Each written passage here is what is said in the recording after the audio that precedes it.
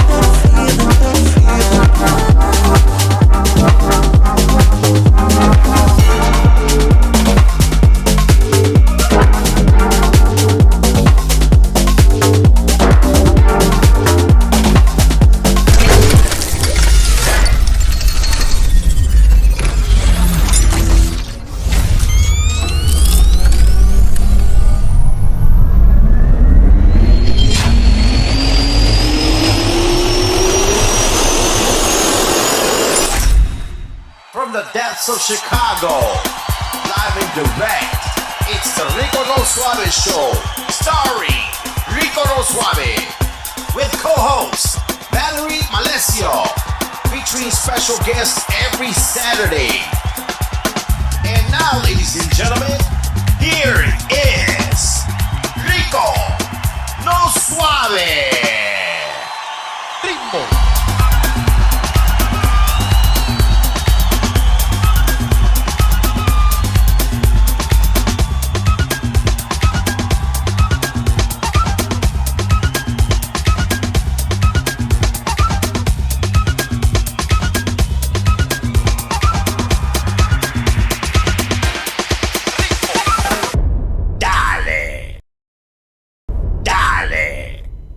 The show, everybody. Welcome to the show. Woo! Welcome back.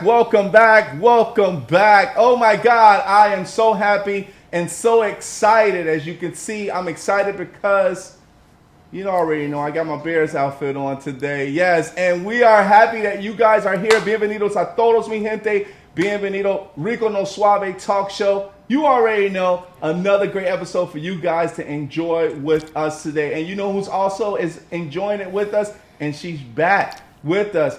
Put your hands together. Valerie Malesio. What's up, Valerie? Hey, feliz sábado, mi gente. It is so nice to be back in town. I did enjoy the sun in beautiful Mexico for a couple days, but I am back. Nice. And welcome back. It is raining outside.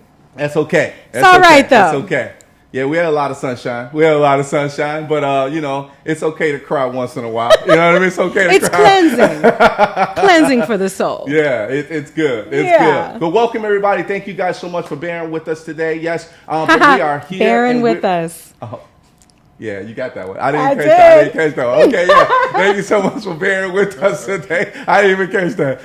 So welcome to the show, everybody. We're going to get right into our breaking news for today, everyone. Breaking news.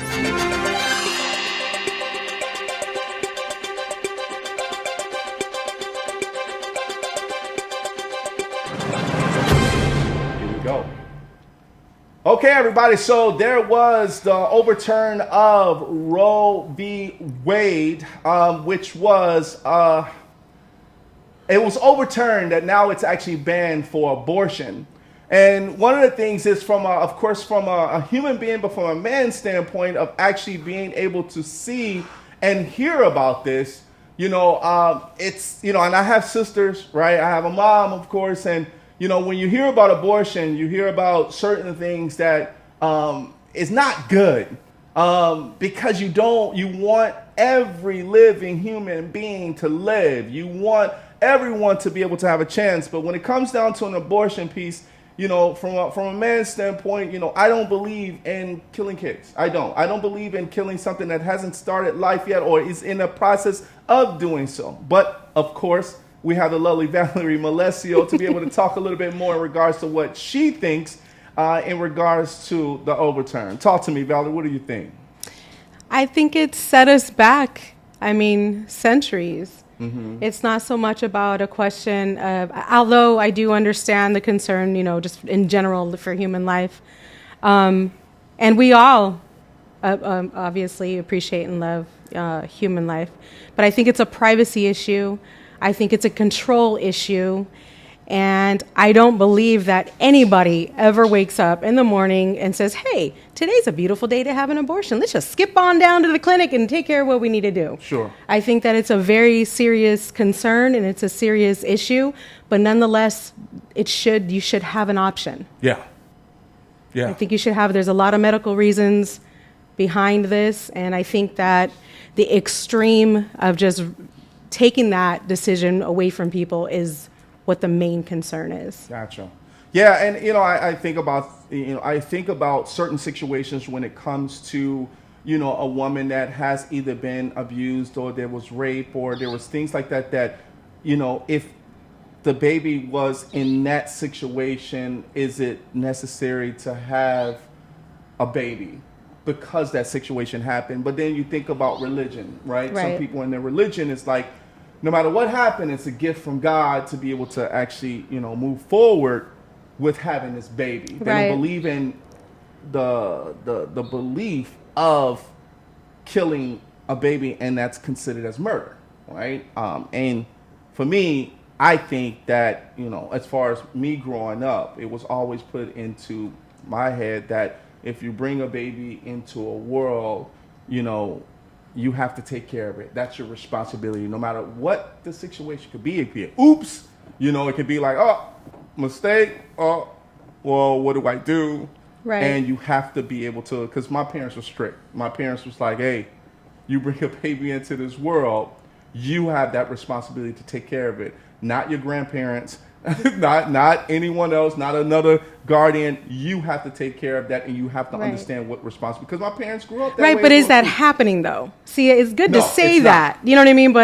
And if everybody lived by those particular rules, I'd say idealistically, sure, that would be a very, very beautiful world to live in. Sure. Unfortunately, that's not always the world that we live in, or else we wouldn't have a spillage of foster homes. Yeah.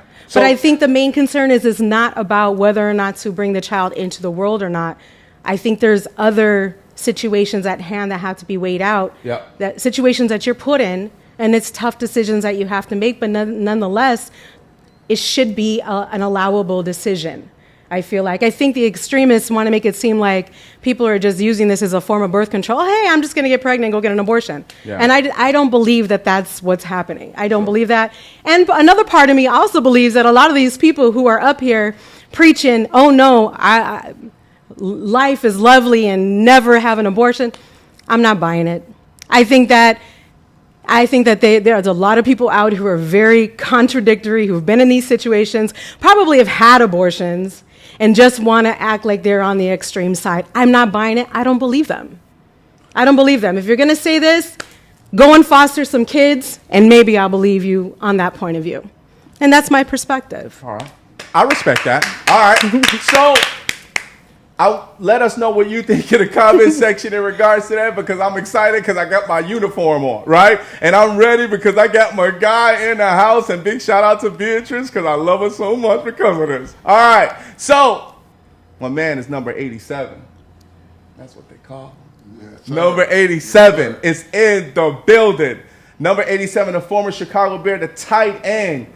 Many accolades to him in regards to winning a championship. Yes, sir. And what happens is that you being in Chicago and also being a representative of Chicago, being here on my show is very, very important to me. And this is a great milestone. And I'm so blessed to be able to have this gentleman here. I want you guys that has your jersey, get up, stand up, growl like a bear, because we have my man Emery Moorehead in the building.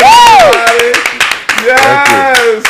Yes. Thank you, Rico. Look at Yes. that. How you doing, sir? I'm doing great, man, and it's great to be alive and to be a part, have been a part of the Chicagobears, Yes. the Super Bowl winning team. Yes. And we affectionately know as the gift that keeps giving. Yes, sir. Yes, sir. Yeah, quite remarkable. Yes, sir. So, we're going to get right into it, man, because I'm excited, right? There's many things that you're accomplishing or you have accomplished.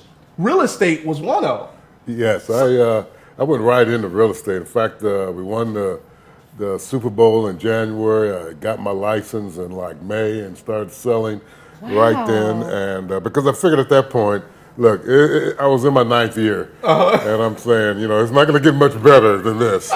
So, and of course, in those days, we didn't make a lot of money. So, Sure. you really seriously had to consider a second career. Yep. Almost immediately. Yes, sir. And many people, worked in the off season, believe it or not. Yes, sir. I had a regular job. I did that for several years.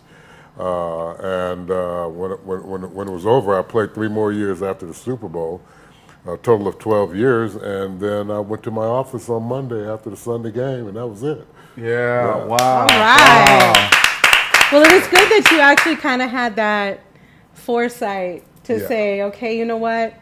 Let's be realistic where I am in my career right now. Let's see what Yeah. other moves I can make to generate some income. Yeah, I considered at that time. That was smart. I was a radio TV guy in college. And, Oh, wow. I had done a lot of stuff with CBS in the off season one year, and I had done some work. But at that time, there was none of these outlets that there are today.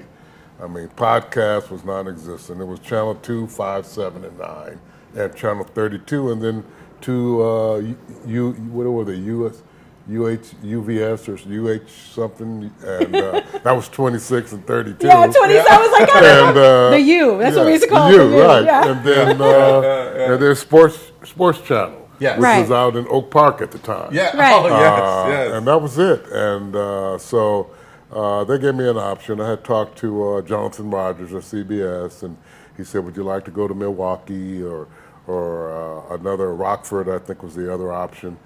But I was still kind of floating on the '85 Bears thing at the time. Oh, Yeah. man. I'm sure you I were.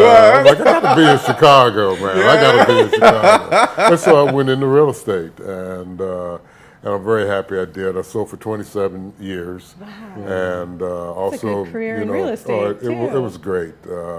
I had no complaints. Just the last, there was a period, 2007, 2008, Yeah. where everything kind of switched over to, the buyers being in control Right. after like 20 years. Buyer's market, Yeah, yeah. seller's market.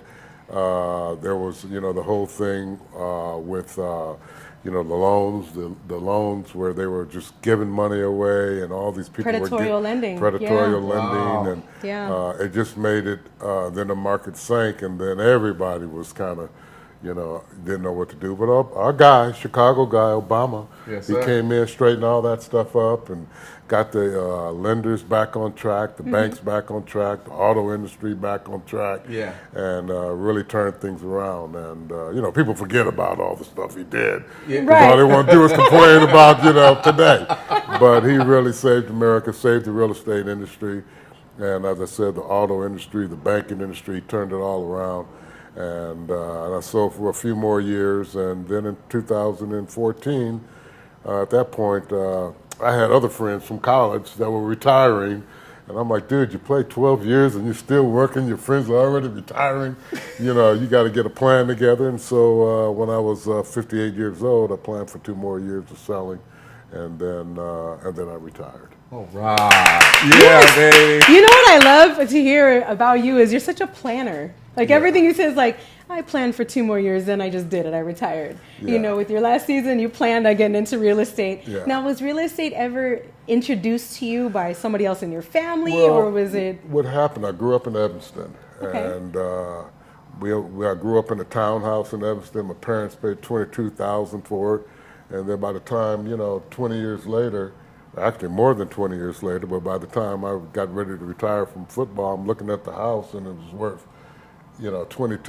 it's worth 10, 15 times more. And I said, now here's something you can sell people need, you're going to get a tax write-off on your taxes and your mortgage interest, and it's going to be an easy sell. Yeah. You know, it's not like walking in trying to sell somebody insurance that don't want to buy it. Yeah. You know, Right. you want a house, you know, there's benefits there that you're going to get, and not to poo-poo insurance, because that's a whole nother story.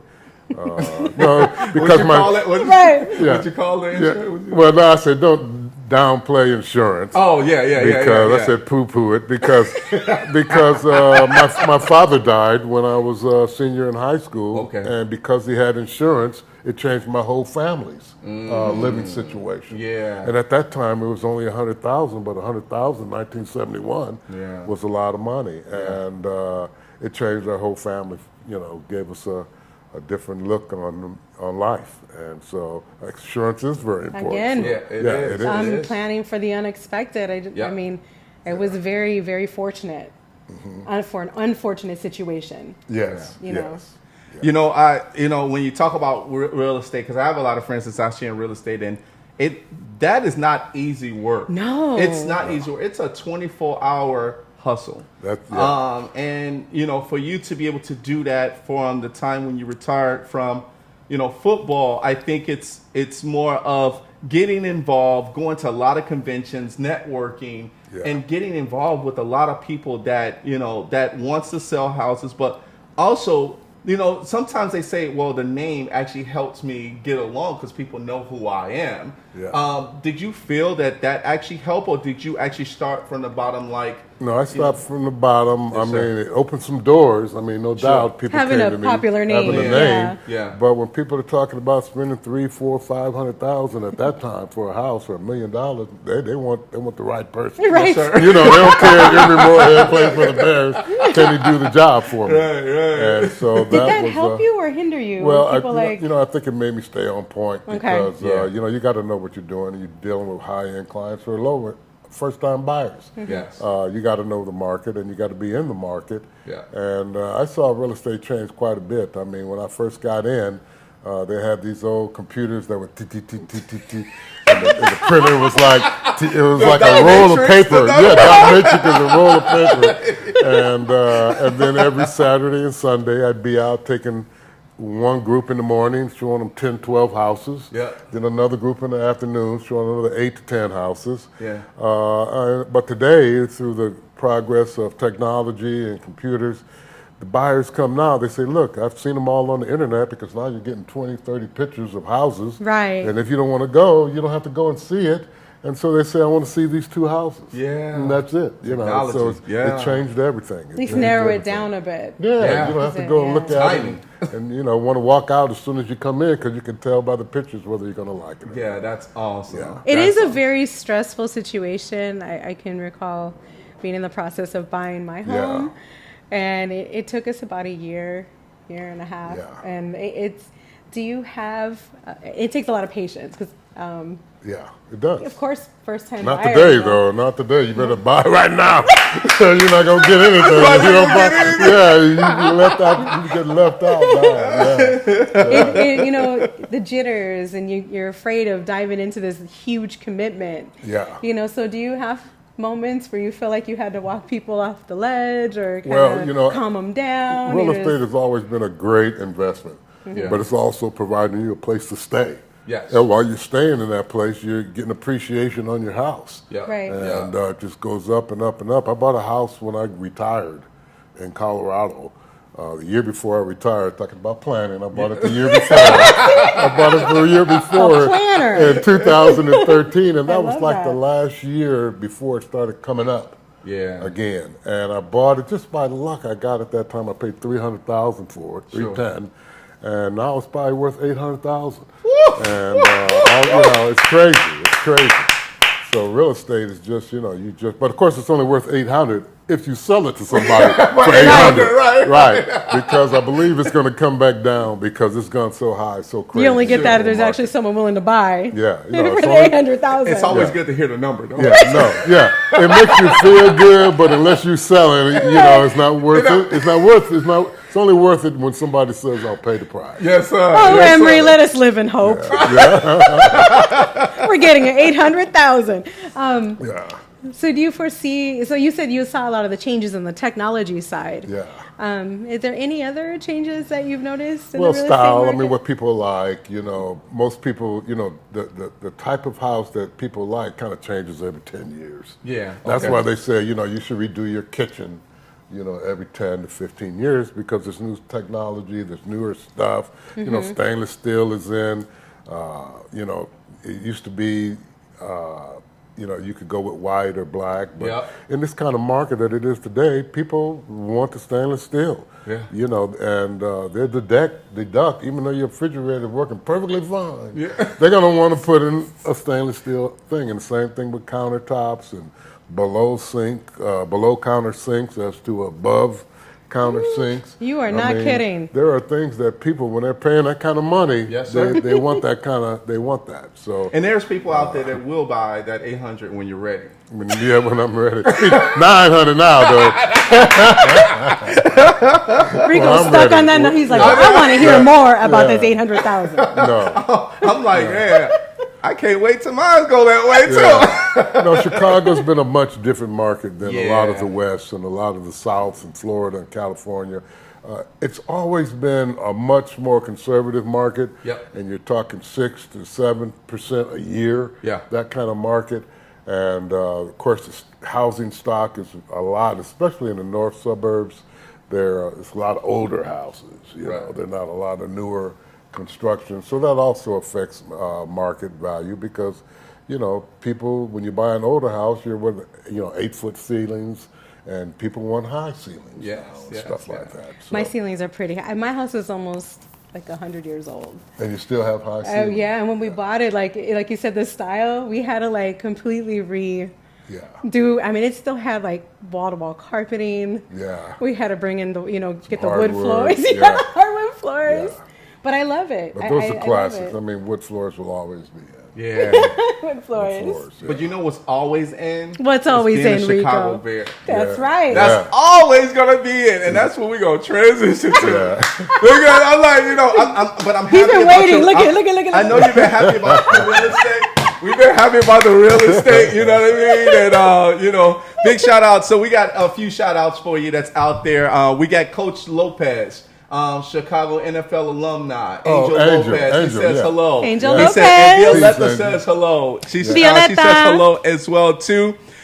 She said, ask Emery about his early years with the Giants. I said, we're going to get there. We're going to get there. Yeah. I got a few questions I want to ask him because, I got a former Chicago Bear here with me. Okay, so, But hello. those New York fans never forget about if you played 1 year, they're going to remember what you did, how you did it. They are very loyal and very knowledgeable fans. Yes, I'm sure. Yeah. I'm sure. And hello, Jessica. Thank you so much for checking in. Primo Cruz checking in says, hello, Emery. How are you? And then everyone else that's actually checking in, thank you guys so much for checking in with us. Eileen Love, Lady in Red. Everybody else, Ooh. let's get it on. So, Yeah, that's her Eileen name. really is Eileen Love. Oh, and she's lovely in yeah, red. she's definitely lovely in red. She's definitely lovely. So let's get to that question, man. Being a Chicago Bear back in the day, because my father, of course, Mr. Dick guy himself, and also the Juice, and McMahon.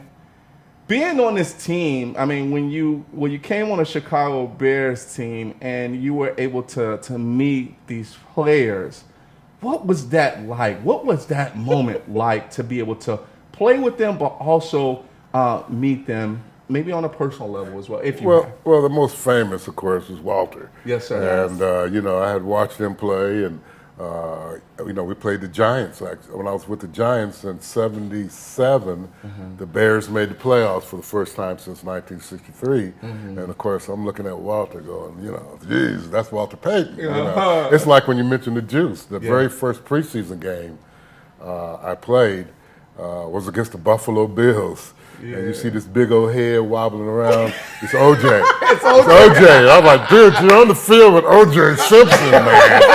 You made it, the juice, Juice, yeah. I mean, So that was like your starstruck moment. That was the first time I realized, I'm actually on the field. Yeah. NFL field, and it was OJ, doing this thing.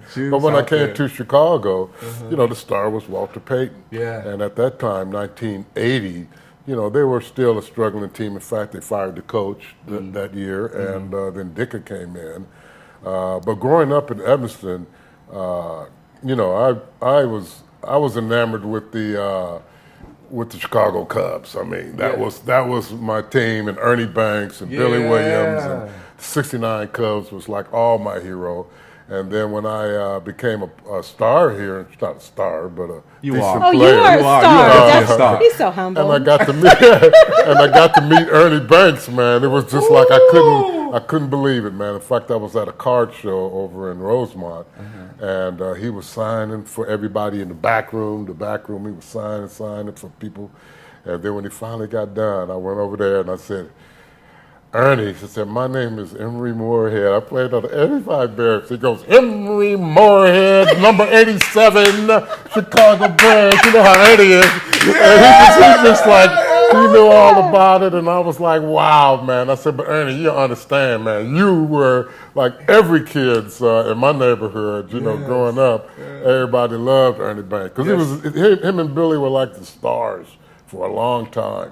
That's so interesting, though. You meet a star, and then he's looking at you like you're a star, and you're like... He's so humble. He was so humble that, he knew who I was, and he made me feel good. And every time I saw him, it was great. It was great. In fact, I have some funny stories about that, too, if you don't mind. Absolutely. It's a real estate story. Oh, is it? Okay. But I had the first house I sold over $1 million was up in Lake Forest. And... this lady came by looking at a house across the street that was going up for auction. And she called my office and said, I'm going to see the house across the street. So she comes in, sees the house. Long story short, she buys the house.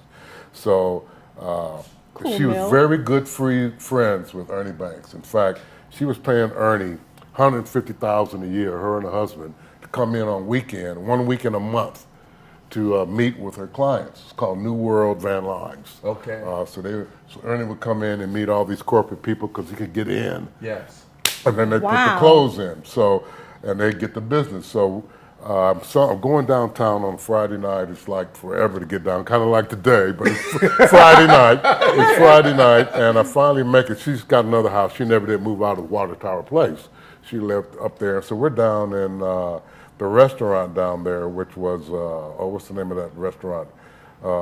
Very high-end restaurant. Anyway, Carrie lives in the building too. Wow. So I get in there, and she's in there with her son and Ernie. And then I come in, and so Harry comes in the restaurant. It's the Ritz-Carlton. It's the Ritz-Carlton restaurant. Okay. And so Harry comes in the restaurant, and he goes, Ernie Banks and Emery Moorehead, how you guys doing? That. And anyway, so I come in off the road, and I'm like so tired. And the lady says, what do you want to drink? I said, give me a Johnny Walker Red. She said, shit, you just sold $1 million house. Get you a Johnny Walker Blue. They were $100 a shot in the Ritz-Carlton back then. So I'm drinking that thing, and so then Harry, the waiter comes up and says, Harry wants to buy you guys a drink. So I said, give me a Johnny Walker Red. She goes, stop.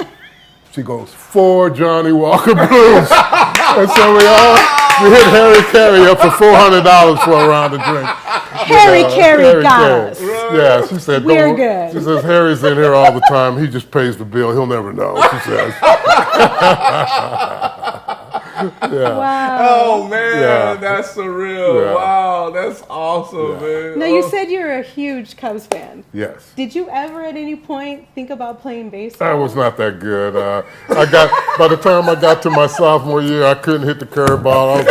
I was backing out of the box, and I said, "Dude, you better go over there and run some track, man. You ain't gonna hit." Put him back on the field.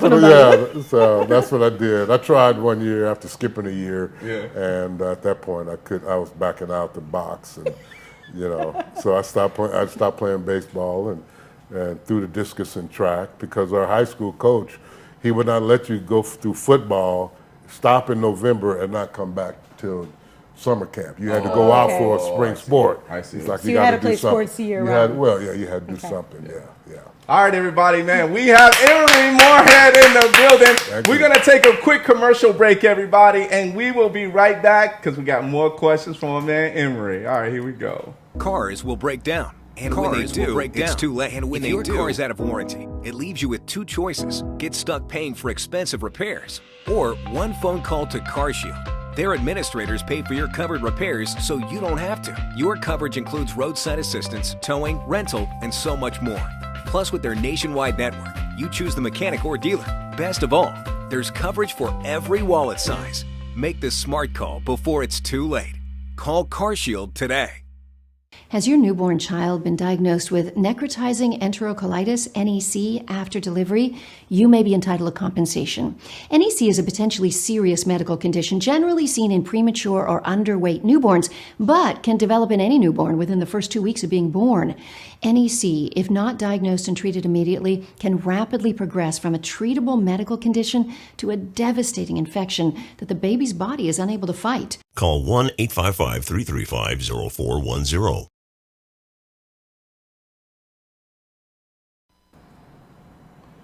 Welcome back, everybody. Welcome back. Welcome back. Yes, And we are welcome back. back. Yes, we have the former tight end, my man Emery Moorehead, number 87, Chicago Bear down. Yes, his we are jersey, so happy but- to actually have him here. Oh man, I have a so jersey great. on today. Yes, so great. So, one of the things is that being a Chicago Bear, to be able to like be in those moments. It's so cool. It's so cool to be able to be on the same field as Walter Payton. Did you guys hang out like with McMahon and all of those guys? Well, Did you guys- Jim also lived in the same town I lived in, and he's a really good guy. Such a leader for our team, and that was what we needed. We needed a vocal leader and somebody that people could rally behind, and he did that with our offensive football team. Now, Walter was kind of a leader by example, but Jim was a vocal leader, and he used to challenge Coach Ditka and change the plays and do all kind of things. So people really wanted to play well for him. Yeah. And it just really helped our team a lot. It's interesting because you see people on the field and you communicate, but in the end of the day, it's a job. Oh, so I yeah. guess what we always wonder is, do you hang out are you friends off the field as well as on the field? You know what I mean? Yeah, you might be friends, but people also have families, know. Yeah, It's that's not true. like we're in college and we can all hang out again, Right. The people got kids and they got obligations, Yeah. and but it is a job. I mean, you go to work, and back then, we went to work about 8:30 every day. We're done about 6. We forget it's just a job. Like we want to feel like you guys are with each other year round all the time. Yeah, no, and it's different now too because we did have off season back then. We'd come in for one mini camp and then you come in for training camp, and now it's doggone almost all year round except for like this period right now. They're off till they go to training camp, Right. and then they're off after the playoffs till like mid-March, and then they start up again. But back in the old school days, man, we used to come to camp to get in shape. But then again, it was 8 weeks or 2-a-days. Wow. So, yeah, you have plenty of time. Now, there's so much off-season camps that they are already in shape when they come back in July. They're in pretty good shape. And there's, the game has changed tremendously. I mean, right now, you don't even have 2-a-days anymore. And then there's only so many days you can put the pads on in training camp. It's interesting that you're talking about how those changes are, because that actually goes into my next question was, what are some of the big changes that you're seeing from football back then to football to date? Well, number one, they're so much more aware of concussions now. Yes, Right. injuries. The yes. injuries and stuff, and they didn't do that back then. It'd be like, how many fingers I got up? 1. Okay, you're good. You're good. Go back in, And now, Hey, sir, I'm holding up 5. no, they pick you out, and you got to go through concussion protocol, And then if you're deemed to have a concussion, you have to go through a whole nother set of things before you're even allowed to practice again. So it's totally different. And of course, you can't touch the quarterback now at all. Yeah. And back then, the '85 Bears, they would have all been banned from playing football for life because that defense was just so crazy. Yes. No, they hit them. We played one time. We played the defending champs in '84. We played the Oakland Raiders. And I had a couple college teammates on the team. And in the first half, they knocked out, I think it was Dan Pastorini, and then the backup quarterback was another guy, and the punter, Ray Guy, had to finish the half at quarterback. And so my buddies were telling me, he says, man, they were arguing, fighting who had to finish the game. Nobody wanted to go back. Because our defense was just, every game it'd be 6-7 sacks. And, So do you feel like to the ground, that changes the game, though? Oh, it does change the game tremendously. I'll tell you one thing, Tom Brady would have been retired 10 years ago. I'm sure. Wow. He wouldn't be playing at 45. Man. If he had played at the time we played. I think those rules right now, and even when you know how they talk trash and they're talking and they give them a flag now in regards to it's like misconduct of whatever that they want to say for heckling. Kind of like heckling. But you get in the moment. You get in the moment when you couldn't do that on me, right? And you get a flag, and everybody was against that. I think it was a year or two ago. Well, for a long time, that was just part of sports. No matter what sport you played. The referee would be the one to get in between the players. Right. Yeah, exactly. Right. Now they just throw a flag, and they don't want to get in the deuce too big, man. Throwing the flag, you guys, settle down. But it's different. It's totally different, and it is for the better of the game. Yeah. People are, they didn't know back then what they know today. Right. And in fact, I had a college coach, and we had a reunion about, maybe 7 or 8 years ago. But it was our college Orange Bowl team reunion, and he actually got up in front of the whole team and apologized for the way we practiced because he didn't know back then. And he came to Colorado out of Miami of Ohio, which produced Woody Hayes and Bo Schembechler, and their way was like, every day, contact, rough. And he actually got in front of the team and said, sorry for the way we practice. I didn't know any better. So I have to give him credit. In all fairness, not all the changes are like bad changes. No, they're good. There's some good, based on awareness changes. Yeah. What do you think, Rick? So I think something different. Well, everybody, I know. Well, because all the fans, they think it should be like that. Always. But, but for the players' future and their lives. Because, see, they don't know what I know. Yes. And right now, I'm not, I don't feel as good, as I used to feel when I was 40. And you don't know that because when you're 30 and 40, you're still strong. And you're still fit. And but as you get older, almost everybody I know is having issues. So it's the long-term effects that people are understanding more about now. Right. They know more. That's why they changed the rules. And fans are last to adjust. They think they're supposed to be killing everybody still. But for the sake of the players, you're young. You'll be all right. You'll bounce back. Yeah, you bounce back for a while, but not forever. Not forever. And in my opinion, even if you play high school football, you're going to have something affect you later in your life just from playing football.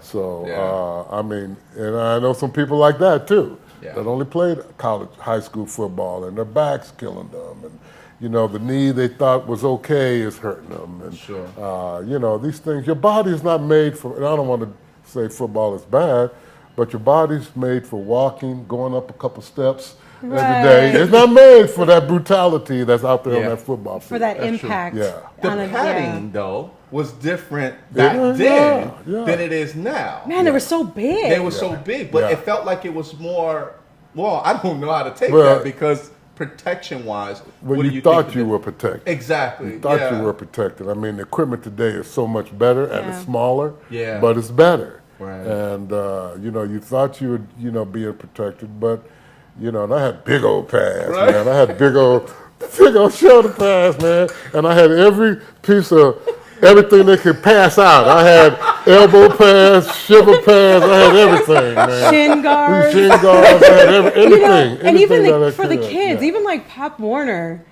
they had like all the different padding, because the kids look up to, you players. Yeah. And they actually wanted all that gear because they saw the players wearing all that. Yeah. So they had the neck ones. I remember. The neck rolls. Yeah, I neck forgot about rolls. those. Remember Those neck those? rolls, For your neck, the teeth guards and the mouth guards. I think the mouth You guards gotta have still to have there. that. You gotta You have have to mouth have guards, that. especially And that. the pads were just so big. Yeah. But the kids didn't care because their idols wore this stuff Yeah. on the field. Yeah. Now Willie Gault, he used to take all the pads out and just because you had to have a pad on your thigh, and so he would take the big pad, cut out all the All the layers all of the padding? stuff, and just put the shell in there. Oh, my And then the goodness. referees would say, "Okay, he got pad on." But he was a world-class sprinter, so he wasn't trying to carry no extra weight. Yeah. You just told his secret. The secret's out.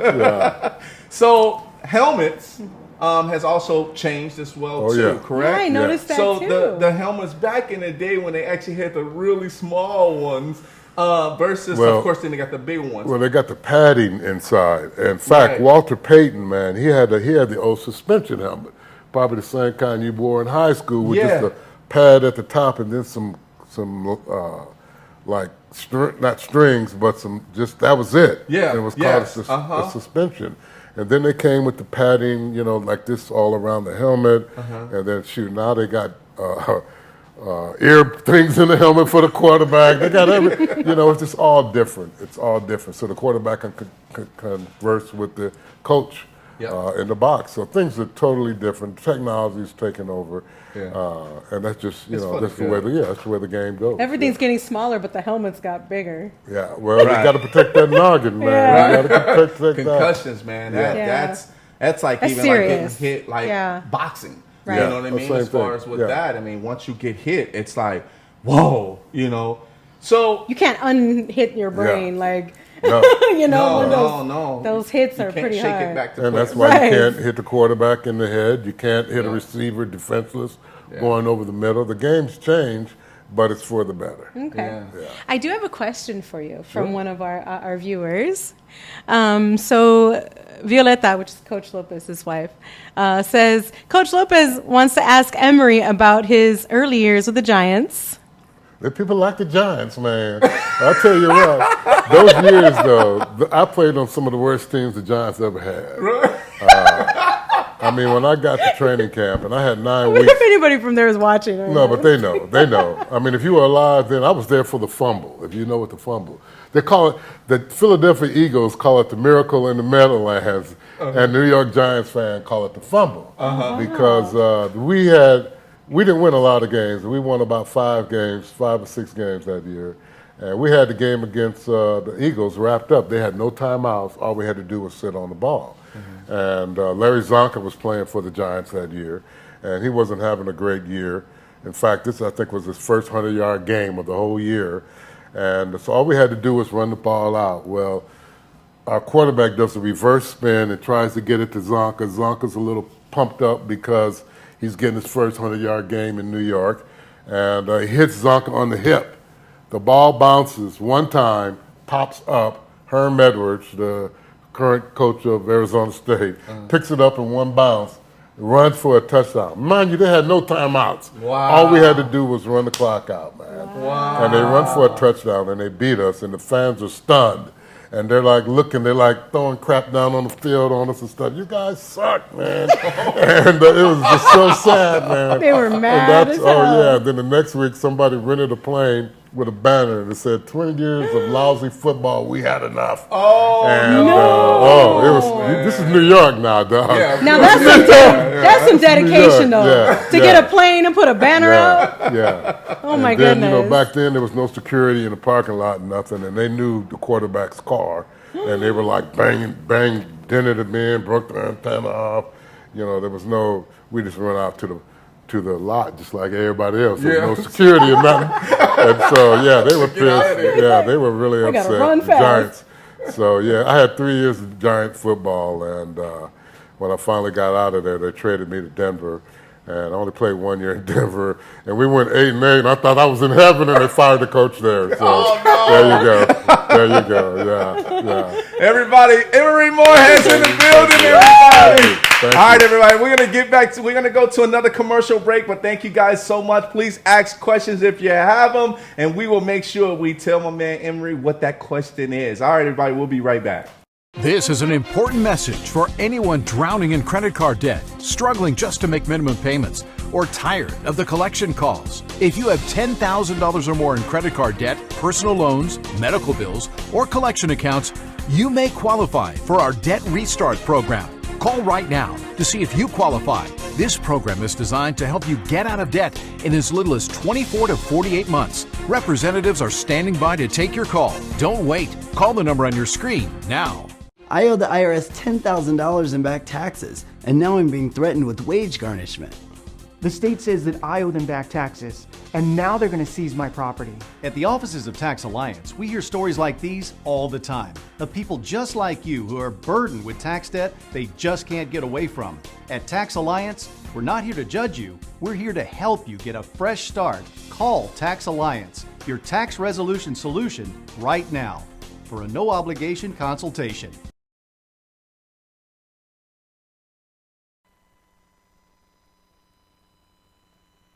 Welcome back, everybody. Welcome back.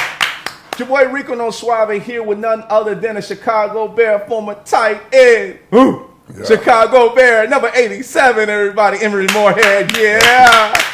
Man, I'm so happy that you're here, man. This is like a dream come true. You know, it is. I'm your Ernie Banks. You my Ernie Banks. He's been waiting on this interview. Man, I'm like, man. So excited. Yeah. Do we have time for one more question? We do have Yes, another of course. question. Okay. Yes, please. So we have a question. This is also from Violeta, who says, Coach Lopez also wants to know when Rico's going to show Emery how to dance salsa. I thought he was going to teach me how to do that. I thought Angel was going to teach me. Angel, apparently, you said you were going to teach him.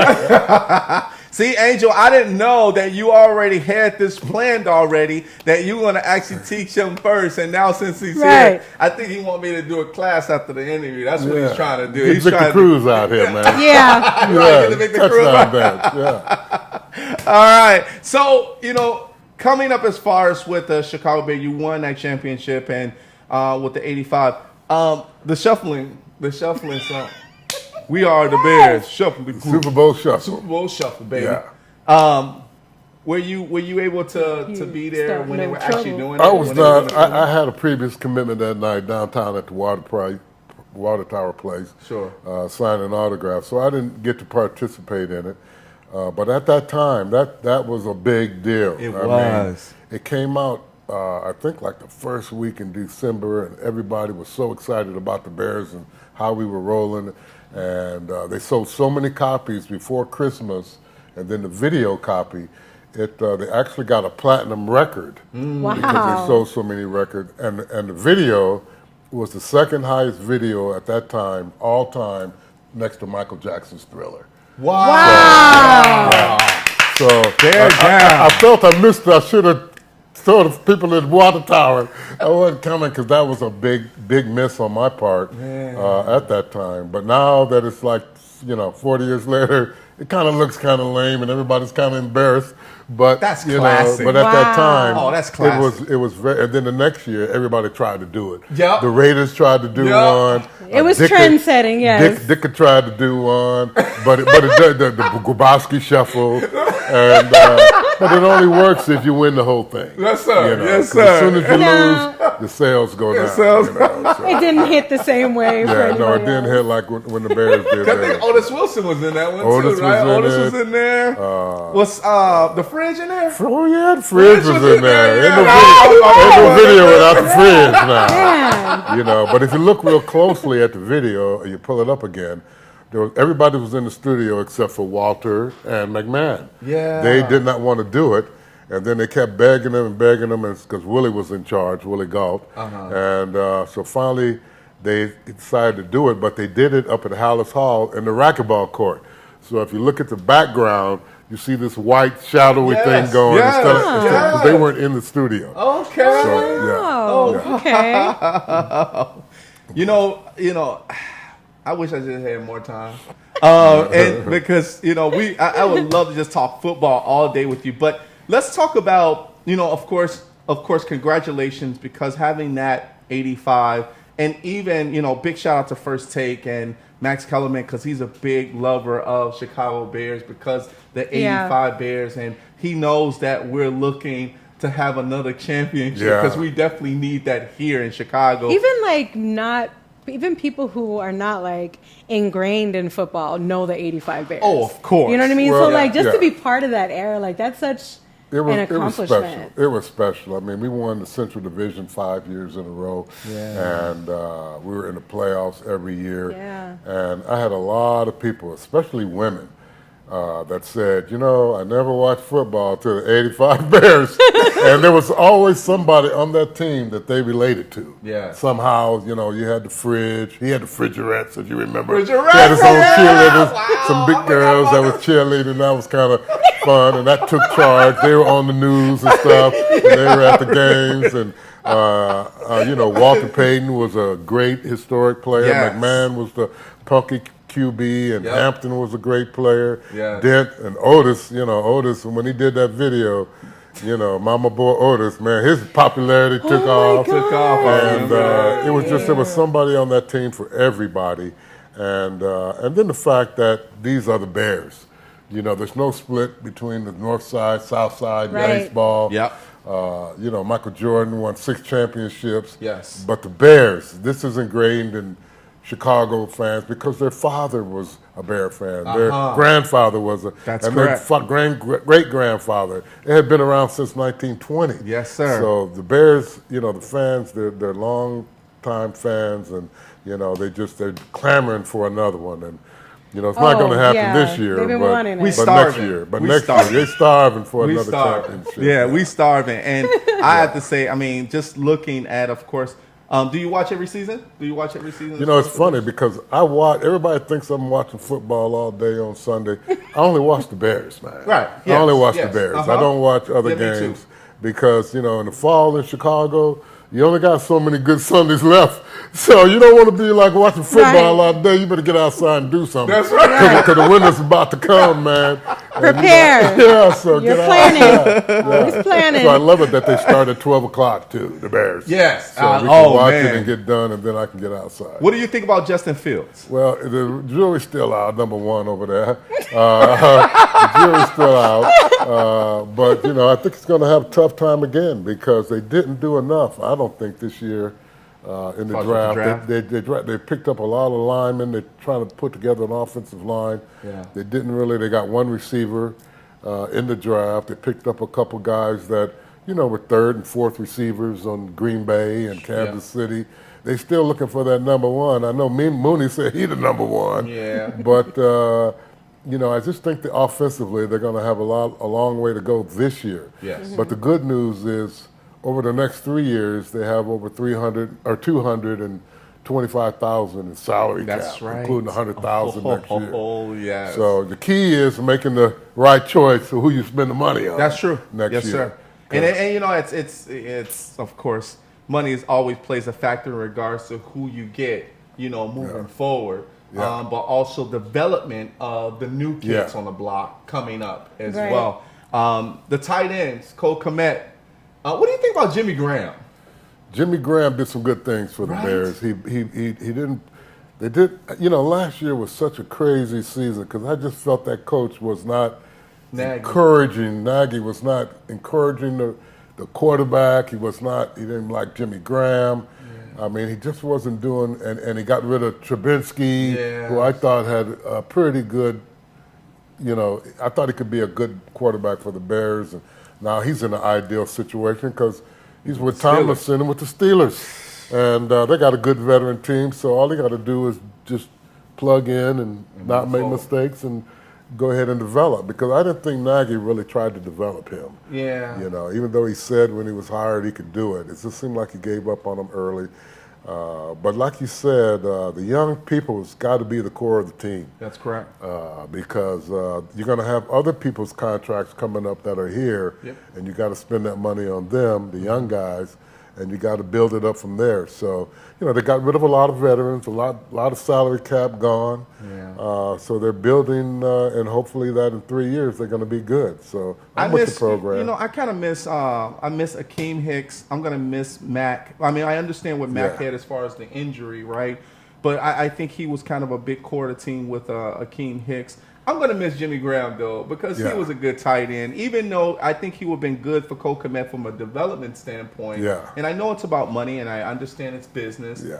But I look at the development. Well, I think they're also going to give Cole Kmet a chance to develop on his own. Yeah. Become a leader on this team. Yes. It's a young team. You're building with Fields. You're building with Cole Kmet. Yep. Akeem Hicks and the other guy, Mac. They're playing a different defense now. They're going back to the 4-3. Yep. And Hicks is a nose tackle. He's you have to shuffle out linebackers and figure this 4-3 out. Yes, sir. And and that's what the Bears have traditionally played forever. Yeah. And to play a 3-4 is like a shock to a Chicago Bears fan, because they're used to that middle linebacker in the middle. They listed Urlacher, Singletary, Butkus, Bill George. I mean, they have more Hall of Famers in the middle than anybody ever. And so, they're back to the 4-3, and I think that's going to be positive. Nice. I'm loving it. Before we get to the last question, you actually received an award as one of the top tight ends. If I'm not mistaken, you actually received, I think it was the second. You were like the second of the tight end. You received something because you had. Well, when I thought you was talking about what my mother said. I was the best tight end. You are the best tight end.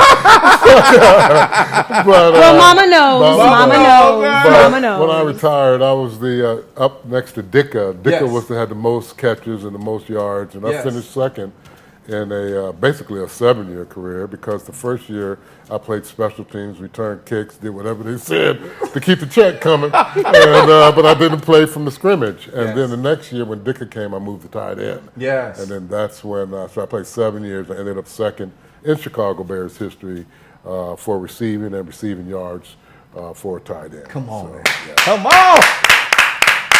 Guys, if you don't know, now you know. My man Emery Moorehead, Chicago Bear down. So our last question, of course, is charity.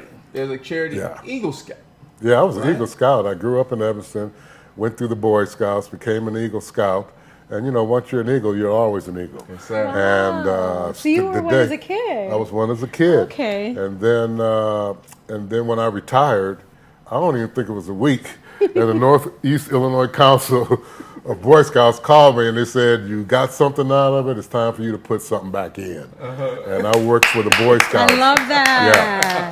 Yeah, I worked for the Boy Scouts for volunteering for over 25 years, doing stuff, and then I also received the Distinguished Eagle Scout award, because when you're an Eagle, it's like one out of like 100 kids get the Eagle that started scouting. Right. And then of the Eagles, it's like, again, it's another high number of Eagles that actually get the Distinguished Eagle Scout. And I was able to get that for my years of volunteering. Oh, congratulations. I love that. So if someone wanted to donate to, because it's a charity. It's a charity fund. And I used to be a Pathfinder back in the day. A Pathfinder was kind of like a bootleg of Boy Scout. That was like a Boy Scout, right? That was a Boy Scout. But Pathfinders, we tried to find our path, right? Finding your way. The Boy Scout, right. And I remember doing all of that. Did you guys do a little march and stuff like that? Oh, yeah, we marched in all the parades and stuff. Yeah. But the thing about the Boy Scouts is it gives you leadership skills. Yes, sir.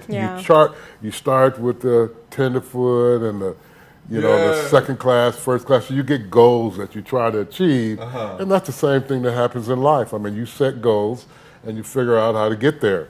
And I love that you went back, though. Yeah. Well, as an adult to volunteer. I had to because, like I said, I don't care if it's Boy Scouts or if it's whatever organization you grew up, Pathfinders. You know what? Give somebody else a chance. Show them a chance of how to succeed. If you got something out of it, Yes. put something back, put it back in. And that's the how young you people. care for our kids. Yes. I love that. It's the youth. Of course, the youth is our future. And we look to develop these kids to make sure that they stay out of the streets and be able to do some great things as far as for human nature, right? And I think that's very important. But also learn. I mean, because in Pathfinders, you were able to learn a lot about nature. For me, it was a lot about nature. It was fishing. It was boating. It was And you know, when I Right. was young and recruited out of high school, I had all the Big Tens after me, and I took one trip to Colorado, and I saw the nature, and I was like, dude, this is like, you know, this is no concrete jungle out here. they got trees and animals and all that stuff. He's like, they for real out and here. it reminded me of my Boy Scouts, and I said, you know what, this is a good place for you, man. And that's, you know, because I did like the outdoors. Yes. And that's one reason why I chose to spend, you know, time in Colorado now. Yes, sir. It's because Did I you love go the camping? outdoor. Oh man, our troop was a hiking troop. Okay. And wow. every spring break, we would take 5 cars, pile everybody in the cars.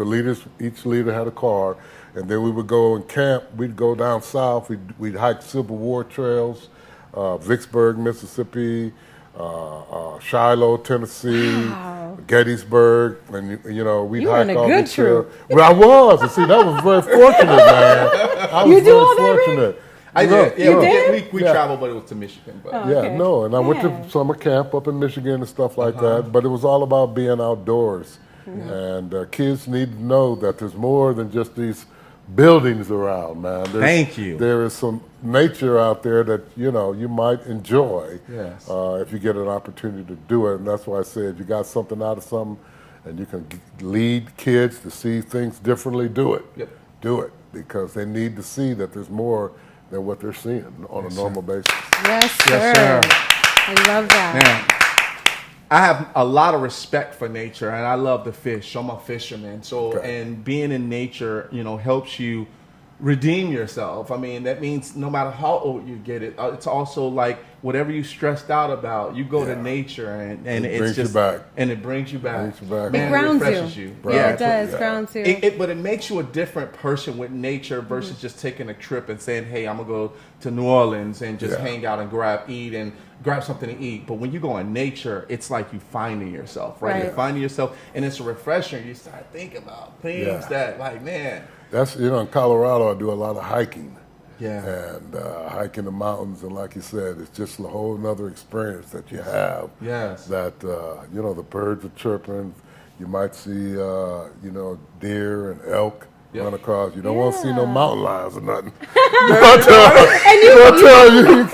As a kid, you retain that stuff because I remember being a kid.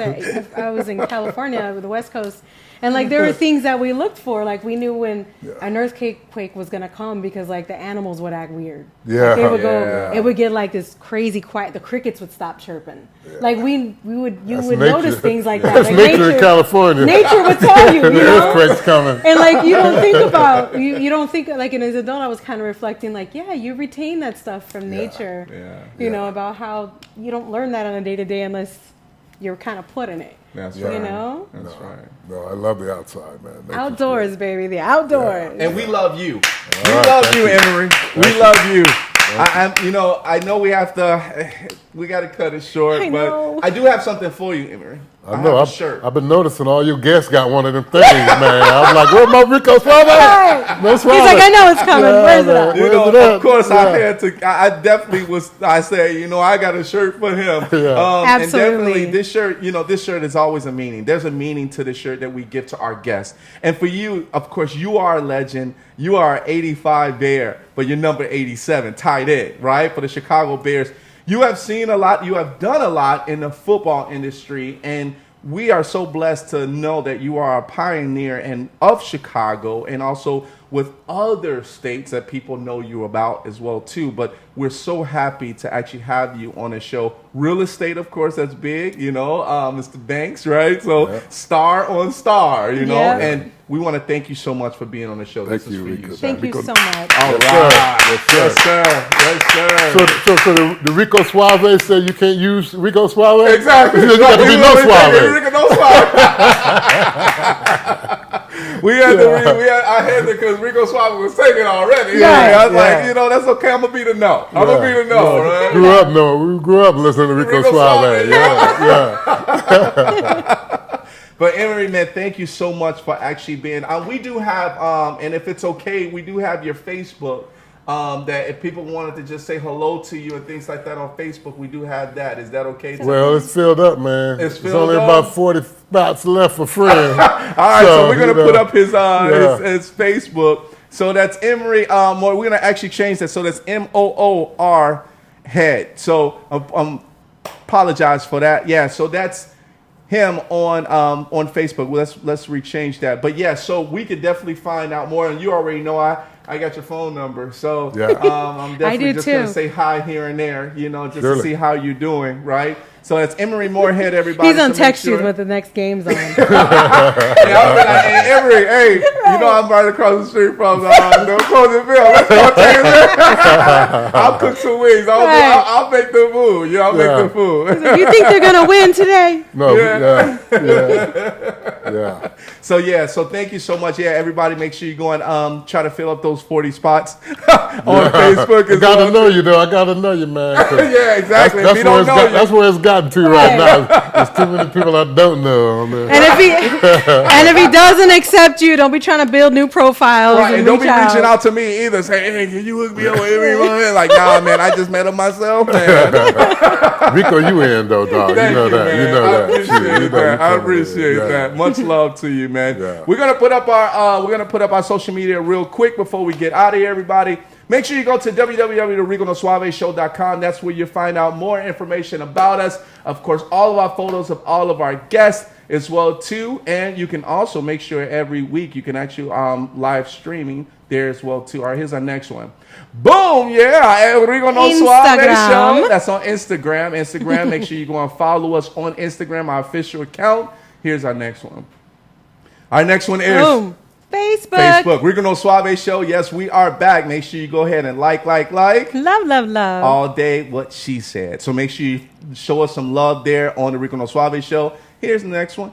Our YouTubers. Yes, YouTube. Rico No Suave Show. Make sure you go and subscribe to our YouTube channel. That's where we're at on YouTube. You can always go back and watch these episodes on YouTube as well. And I'm sure they will. Yeah. Yes. Last but not least, mixcloud.com/Rico No Suave Show. That goes into our podcast. So audio only after the show. Today, you'll be able to go back and actually share the audio. Make sure you listen to the audio piece.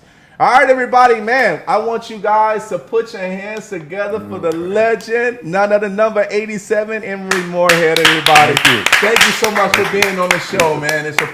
I appreciate you being here. So much. Man, bear down, man. Bear down, baby. All right, so we got to get out of here, everybody. Well, thank you guys so much for being on the show with us today with me and my co-host, Valerie Malesio. Hey. Next week, we got my man, Lester Ray Music. He's an artist. He will be here on the show with us. So make sure you continue to tune in with us because we're going to have a great time. We talk about nothing about music, everybody, and his upbringing as far as in his life with music as well, too. But I'll see you guys next time on the same channel, everybody. We'll see you as we end off the show just like this.